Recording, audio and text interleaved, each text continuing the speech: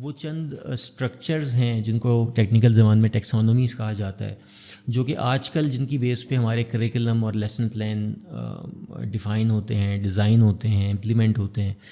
آپ نے نام سنا ہوگا، بلوم کی ٹیکسانومی ہے، ریوائز بلوم ٹیکسانومی ہے، سولو ٹیکسانومی ہے، مارزینو کی ٹیکسانومی ہے۔ یہ 5-6-7 کچھ امپورٹنٹ ویل نون ٹیکسانومیز ہیں جن کی بیس پہ ہمارے کریکلم ڈیزائن ہوتے ہیں، ہم کلاس روم میں لیسن پلاننگ کرتے ہیں، اور انہی کی بیس پہ جو ہمارے آؤٹ کمز ہیں ان کو جج کیا جاتا ہے، گیج کیا جاتا ہے۔ ان کی کچھ ڈیٹیلز اگر آپ دیکھیں، ہم اس کی جزیات میں نہیں جائیں گے، لیکن ہمارے سامنے یہ بات آتی ہے کہ عموماً یہ ٹیکسانومیز کوگنیشن، تھنکنگ، انڈرسٹینڈنگ پہ زیادہ فوکسڈ ہیں۔ یہ جو انسان کی افیکٹو ڈومین ہے، یا جو اس کے رویے اور رجحان یا صفات کی ڈومین ہے، اس کو بہت کم ایڈریس کرتی ہیں۔ ایک ان کا یہ مسئلہ ہے۔ دوسرا ان کا مسئلہ یہ ہے کہ جو کوگنیٹیو ڈومین اور افیکٹو ڈومین ہے، جو کہ ادراک کا پہلو ہے انسانی اور رجحان کا پہلو ہے، ان کا آپس کا انٹریکشن بیان یا تو نہیں کرتی یا بہت معمولی سطحی انداز میں کرتی ہیں، اور ان دونوں ڈومینز کے انٹریکشن کی بدولت انسان جو عمل یا ایکشنز انجام دیتا ہے، وہ عموماً یہاں پہ سائیکو موٹر گراس، جو آپ کے فائن موٹر سکلز اور گراس موٹر سکلز ہیں، اس حد تک بیان ہوتے ہیں۔ اگر ہم انسان کے اندر موجود جن کو ہم جوانحی اعمال کہتے ہیں، انسان کی ذات کے اندر جو افعال ہو رہے ہوتے ہیں، جیسے ارادے کا فعل ہے، نیت ہے، ان چیزوں کو یہاں پہ کس طرح آپ انٹرپریٹ کریں گے تو یہ ایک گیپ موجود ہے۔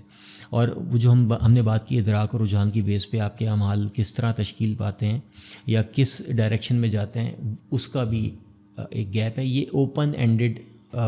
ایک یہاں پہ چھوڑ دیتے ہیں چیز کو لرنر کے اوپر، اور اس ڈومین میں انٹر نہیں ہوتے۔ ایک اور لیول پہ، تیسرے لیول پہ بات کریں تو اور ان جو یہ اسٹرکچرز ہیں عموماً سیکولر ان کے پیچھے سوچ کار فرما ہے، اور جو فلاسفیز انہوں نے اڈاپٹ کی ہیں وہ اگین ان میں ایک سیکولر سوچ کا عنصر نمایاں ہے۔ تو جس انسان کے اسٹرکچر کو ذہن میں رکھتے ہوئے یا سامنے رکھتے ہوئے انہوں نے اپنی چیزوں کو ڈیولپ کیا ہے، لامحالہ اس میں وہ ایلیمنٹس ایبسنٹ ہیں جو کہ اس کے بالمقابل ایک ڈیوائن یا الہی سوچ یا نظریے کے یا فلاسفی کے اندر موجود ہیں۔ تو جب آپ ایک ایسی فلاسفیکل فاؤنڈیشن سے اوپر آئیں جہاں پہ انسان کا جو نظریہ ہے اس کے اندر اس کی جو کامل ایک شکل ہے، اس کو وہیں اسی لیول پہ ہی اگنور کیا ہو، یا جو انہوں نے اڈاپٹ کیا تھا اس کے اندر وہ چیزیں نہ ہوں، تو خود بخود اگلے لیولز میں ان چیزوں کی ایبسنس برقرار رہے گی۔ تو یہ چند مسائل ہیں، ان کی ڈیٹیلز میں ہم نہیں جاتے۔ یہ پھر ان کے مختلف لیولز پہ، فاؤنڈیشنل لیول پہ، لرننگ کے لیول پہ اور آؤٹ کمز لیول پہ کچھ پرابلمز ہیں جو ہمیں نظر آتے ہیں کرنٹ ٹیکسانومیز اور اسٹرکچرز میں۔ تو ان کے اگینسٹ جب ہم ڈیوائن ویو کو دیکھیں، یا ہم کہیں کہ اسلامک فاؤنڈیشنل جو ایسپیکٹ ہے یا فاؤنڈیشنز جو ہیں، یا جس تربیت کی ہم بات کر رہے ہیں، جس کے اندر جسم و روح کی بات ہے اور جس کے اندر ایک ایسے ماحول کی بات ہے جو خدا تک لے کے جائے، تو ہمیں نظر یہ آتا ہے کہ اگر ہم تربیت اور ہدف کے ریلیشن کو دیکھیں تو خود پروردگار خود فرماتا ہے کہ مطلب اس نے فطرت الہی پہ انسان کو پیدا کیا ہے، اور وہ یہ بھی کہتا ہے کہ ہم اللہ کے لیے ہیں اور اسی کی طرف جانے والے ہیں۔ اور اگر ہم ماحول کی بات کریں تو وہ یہ بھی فرماتا ہے کہ اپنے حبیب اس نے حضرت محمد صلی اللہ علیہ وآلہ وسلم کو ہماری تہذیب نفس اور تعلیم اور حکمت سکھانے کے لیے مبعوث کیا ہے۔ تو یہاں پہ آپ کو بہت کلیئر باؤنڈریز نظر آ رہی ہیں، جو آپ کا ورلڈ ویو ہے وہ بہت کلیئرلی ڈیفائن ہو رہا ہے کہ ہم کہاں سے آئے ہیں اور کہاں جانا چاہتے ہیں، اور جب ہم اس دنیا میں ہیں تو ہمیں ہماری تہذیب نفس اور تعلیم اور حکمت آپس میں ایک لنکڈ طریقے سے سامنے آتی ہیں۔ تو اگر اب اس سینیریو کو ہم دیکھیں تو خود خدا کی ذات جو ہے وہ ہمارا ہدف قرار پاتی ہے کہ جس کی جانب ہم جس کی طرف سے ہم آئے ہیں اور اس کی جانب ہم جانا چاہتے ہیں۔ اور تربیت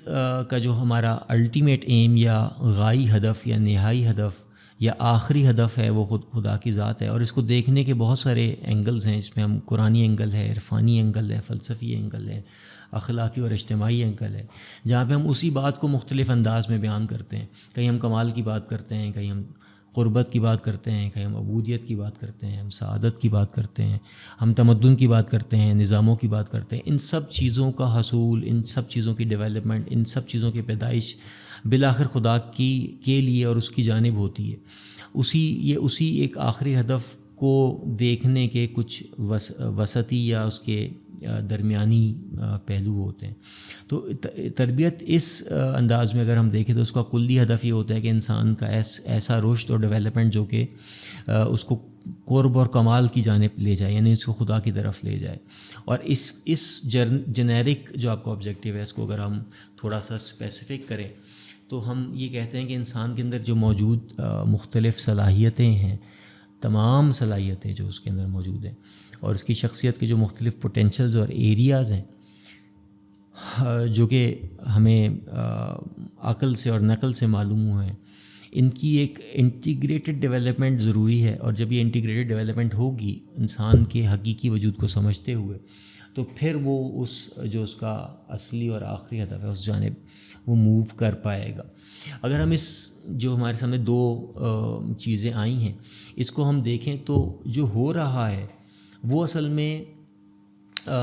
یہ ہے کہ کچھ آبجیکٹیوز ہیں جو کہ جس ہم نے کہا عموماً وہ ایک سیکولر فلاسفی اور تھاٹ کے اوپر بیس کرتے ہیں، اور وہ اتنے کلیئرلی ڈیفائنڈ ہمارے سامنے نہیں ہوتے. ہمارے سامنے آخری چیز جو ہے وہ کریکولم آتا ہے، جس کی بیس پہ ہم کہتے ہیں کہ اسیسمنٹ یہ کرنی ہے، سبجیکٹس یہ ہوں گے، اور ٹیچنگ میتھڈ جو ہے وہ اس طرح کا ہوگا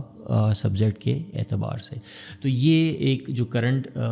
سینیریو ہے اس کے اندر یہ چیز چل رہی ہوتی ہے. لیکن اگر ہم جو بات ہم کرتے ہوئے آئے ہیں تربیت کو دیکھتے ہوئے، سیکھتے کو دیکھتے ہوئے، ہدف کو دیکھتے ہوئے،